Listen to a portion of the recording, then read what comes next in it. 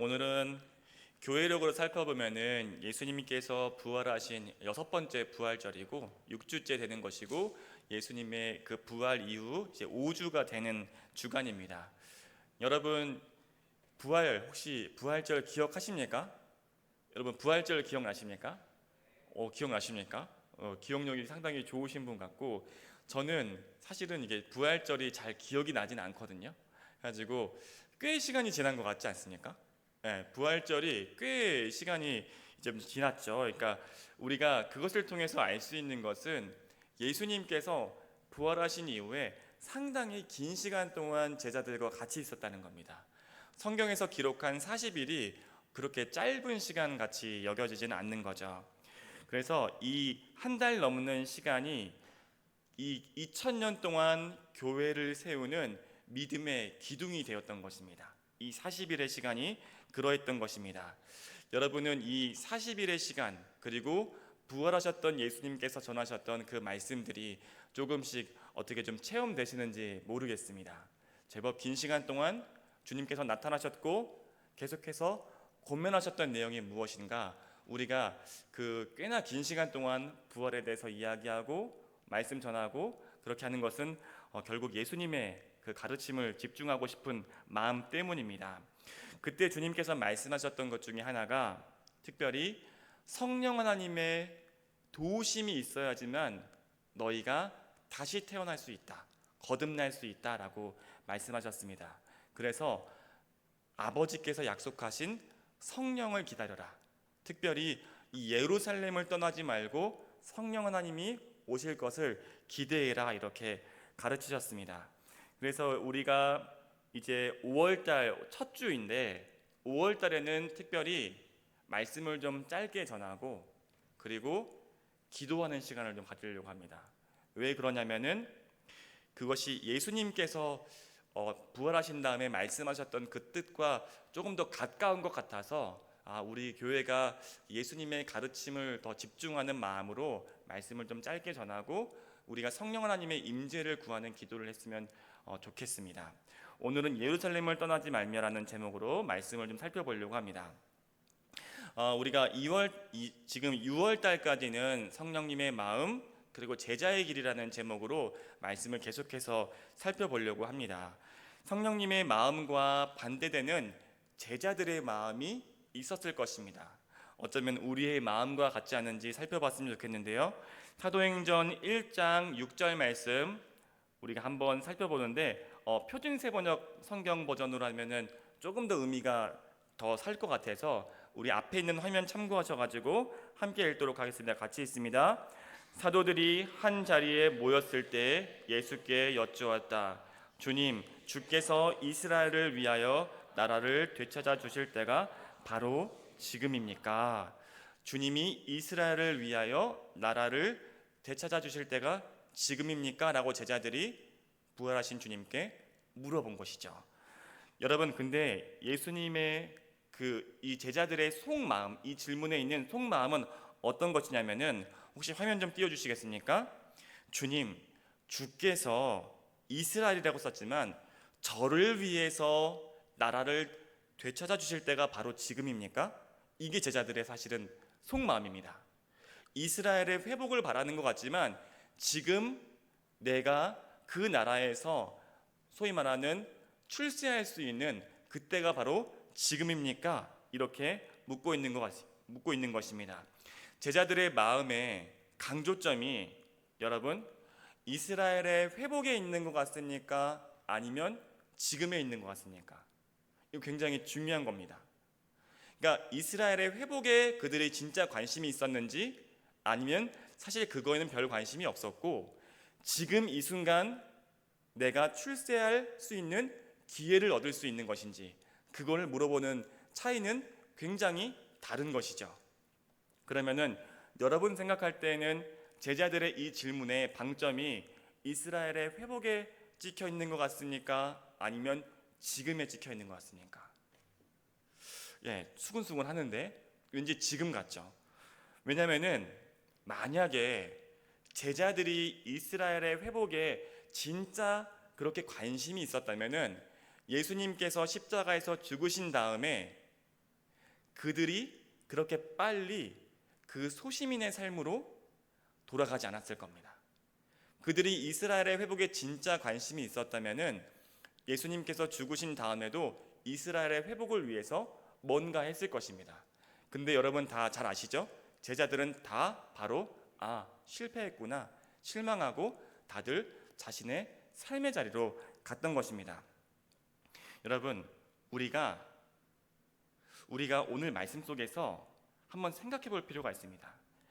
우리도, 제자들도 우리 마음을 속일 수가 있습니다. 나는 영적인 지도자를 따르는 거룩한 순례자야, 이렇게 생각하면서 나는 욕심이 없어, 나는 지금 하나님의 꿈을 꾸는 거야, 이러면서 신앙이라는 이름으로 우리의 욕심을 채색할 수 있는 겁니다. 근데 그것이 나조차도 속일 수 있을 만큼 굉장히 교묘한 것이죠.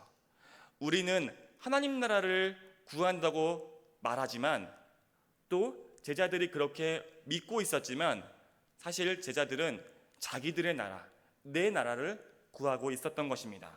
그래서 우리도 하나님을 도구로 여기고 있는 것은 아닌지 우리 마음을 경계하고 살펴야 할 것입니다. 많은 크리스천들이 교회에 나올 때 참 역설적인데 하나님을 예배하기 위해 나오고 예수님을 만나기 위해서 나온다고 하지만 정작 많은 교회에서 주님이 그 중심에 있지 않는 경우가 대다수입니다. 많은 크리스찬들이 교회에 나올 때 어떤 것을 살핍니까? 저는 담대하게 말하자면 거의 다 사람을 본다고 생각합니다. 교회에 가면 내가 좋은 사람을 만날 거야, 내가 교회 가면은 높임을 받을 거야, 내가 교회 가면은 인정을 받을 거야, 내가 거기 가면은 사랑받을 거야. 예수님도 만나야 되는데 내가 그곳 가서 인정받고 싶어, 높아지고 싶어, 사랑받고 싶어. 이것이 우리 안에 주된 동기라면은 가만히 경계해 봐야 됩니다. 실제로 많은 믿음의 지체들이 떠납니다. 언제 떠납니까? 인정 안 해주면 떠납니다. 낮아지면 시험 듭니다. 내가 볼 때 좋지 않은 사람들 때문에 시험 듭니다. 우리가 예수님을 잃어버리면은 사실상 끝입니다. 교회에서 예수님을 잃어버리면은 그것은 더 이상 교회가 아닌 것입니다. 근데 위험한 것은 무엇입니까? 위험한 것은 우리가 예수님을 잃어버렸을 때 우리의 형식적인 모습은 그대로 있어서 내가 주님을 잃어버렸다는 사실조차도 모를 때가 너무나 많이 있습니다.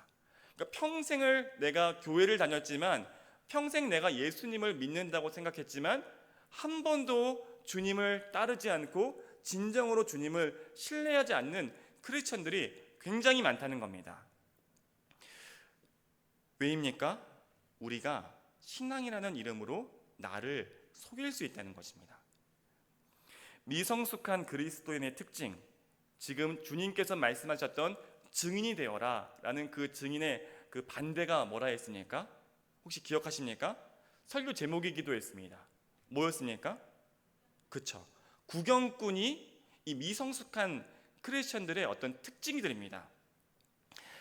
당연히 이 남을 보는 거죠. 지금도 주님을 본다고 생각하지만 남들이 나를 어떻게 볼까, 그것을 생각하면서 남들을 기웃거리고, 또 남들이 가지고 있는 것은 무엇인가 비교하면서 기웃거리는 것이죠. 그리고 저 사람은 나에게 무엇을 줄 수 있는가. 주님을 바라보는 척하지만 우리 많은 크리스천들은 사실 사람들을 바라보고 있습니다. 우리가 얼마나 주변을 바라보는지 아주 단적인 예가 있습니다. 혹시 여러분 예수님께서 베드로에게 나타나셔서 3번 나를 사랑하느냐 전하셨던 그 감동적인 장면 혹시 기억하십니까? 기억하십니까? 네, 감사하네요. 그래서 근데 그 감동적인 순간, 내가 주님을 사랑합니다 했던 그 감동적인 순간 바로 다음에 기록된 상황에 베드로가 누구를 바라보고 있는지 한번 살펴보세요. 요한복음 21장 22절에서 23절 말씀입니다. 바로 주님의 부르심이 있는 그 다음 순간입니다. 우리 함께 읽겠습니다. 이에 베드로가 그를 보고 예수께 여짜오되 주님, 이 사람은 어떻게 되겠사옵나이까? 예수께서 이르시되 내가 올 때까지 그를 머물게 하고자 할지라도 내게 무슨 상관이냐? 너는 나를 따르라 하시더라. 지금 이 감동적인 순간 다음에 주님, 이 사람은 어떻게 되겠습니까? 그러니까 부활하신 예수님 곁에 이 요한, 사랑의 사도 요한복음을 쓴 요한이 따르는 모습을 봤을 때 베드로가 딱 보면서 요한은 어떻게 됩니까? 베드로가 그 감동적인 그 찰나에도 다른 사람과 비교하는 모습을 지금 보여주고 있는 것입니다. 그때 주님께서 굉장히 단호하게 말씀을 하시죠. 저는 아마도 이런 느낌이 아니었을까 싶은데, 베드로야, 네가 나를 따르는데 요한이 무슨 상관이 있느냐? 아마 그러지 않았을까요? 질리지 않았을까요? 베드로야, 네가 나를 따르는데 요한이 하물며 이 땅 가운데 계속 있는다 할지라도 그것이 무슨 상관이 있느냐? 베드로야, 옆에 바라보지 말고 너는 나를 따르라, 이겁니다. 구경하지 말고 나를 바라보고 나를 따르라, 이렇게 말씀하시는 겁니다. 오늘 말씀도 똑같습니다. 제자들이 묻는 거죠. 주님, 이스라엘을 회복할 때가 지금입니까? 이때입니까? 그러니까 지금 이 질문의 의도가 무엇인지 여러분 이해하셨죠? 아까 전에 말씀 전했습니다. 내가 성공할 때가 지금입니까? 이렇게 묻고 있는 겁니다. 그러니까 지금 제자들은 비교하는 것입니다. 그때 부활하신 예수님께서 말씀하시는 건데 그것이 무슨 상관이 있느냐? 지금 우리가 거듭나지 않으면, 성령 하나님을 만나지 않으면은 부활하신 예수님을 만나더라도 주님이 주님으로 안 보입니다. 뭘로 보입니까? 부활하신 예수님도 수단으로 보입니다. 교회에서 주님을 수단으로 여기는 사람이 얼마나 많이 있습니까? 사실은 우리가 주님을 바라본다고 하지만 실제로는 우리가 옆 사람을 바라보고 있는 것입니다. 예수님께서 그 질문에 이렇게 가르쳤습니다. 사도행전 1장 7절과 8절 말씀입니다. 제가 대표로 읽어드리도록 하겠습니다. 이르시되 때와 시기는 아버지께서 자기의 권한에 두셨으니 너희가 알 바 아니요 오직 성령이 너희에게 임하시면 너희가 권능을 받고 예루살렘과 온 유대와 사마리아와 땅끝까지 이르러 내 증인이 되리라. 제가 한 번 더 읽어드리겠습니다. 여러분, 주님의 말씀입니다.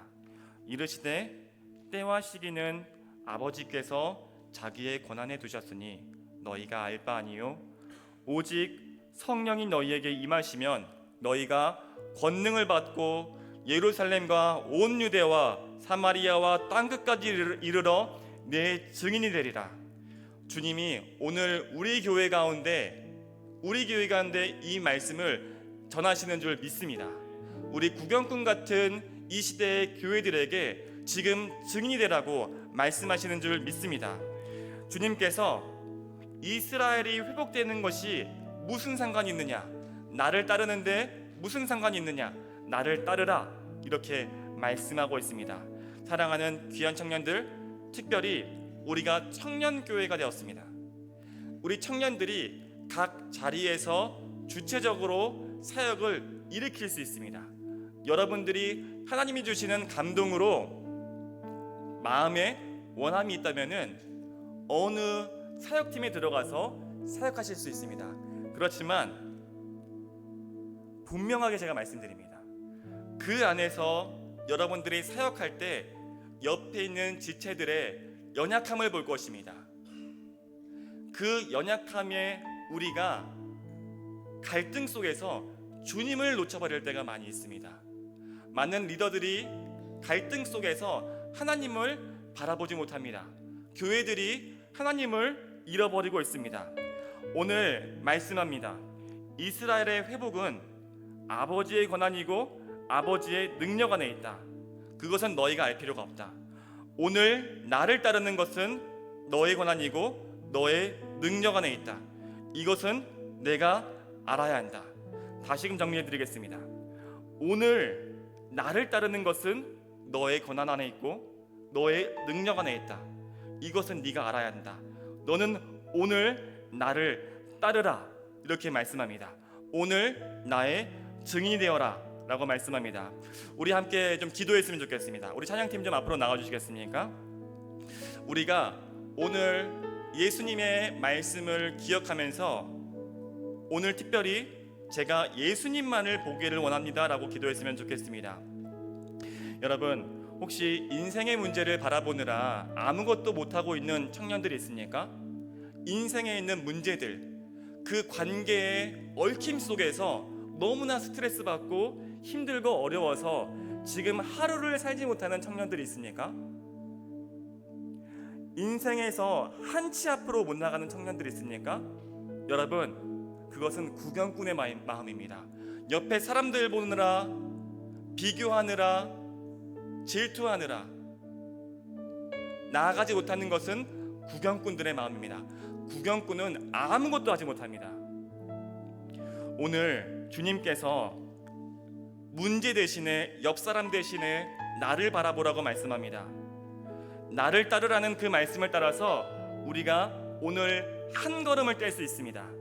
특별히 예수님께서는 그것이 성령님의 권능이라고 말씀했습니다. 성령님의 권능은 아버지의 권한 안에 있는 것, 이스라엘 회복 같은 것을 우리가 할 수 있다는 뜻이 아닙니다. 성령님의 권능은 우리가 옆에 사람들을 구경하느라 내가 내 욕심으로 해결하지 못하는 그것들에 얽매여 있느라 아무것도 하지 못하는 이 무기력을 끊어내고 오늘 하루 예수님을 따르는 삶을 살 때 능력이 임할 것이라고, 그것이 성령님의 권능이라고 성경은 지금 말하고 있습니다. 우리가 오늘 한번 기도했으면 좋겠습니다. 오늘 주님께서는 나를 따르라고 말씀합니다. 오늘 나는 증인이 될 수도 있고 여전히 구경꾼이 될 수도 있습니다. 여러분, 우리 마음을 살펴봤으면 좋겠습니다. 우리 마음 안에 주님보다 커져 있는 것이 무엇입니까? 맞습니다. 그것이 굉장히 힘들고 어렵지만 여러분, 주님은 우리의 문제보다 크십니다. 그리고 주님보다 커져 있는 것을 계속해서 붙잡고 있는 것은 우상 숭배입니다. 사랑하는 여러분, 그 죄에서 돌이키십시오. 사랑하는 여러분, 그 죄에서 돌이키십시오. 그리고 오늘 예수님을 따르기로 결심하면서 오늘 하루 한 걸음을 내딛는 겁니다. 오늘 하루 주님의 증인이 되어서 살아가는 것입니다. 오늘 우리 모든 청년들을 주님께서 증인으로 부르시고 있습니다.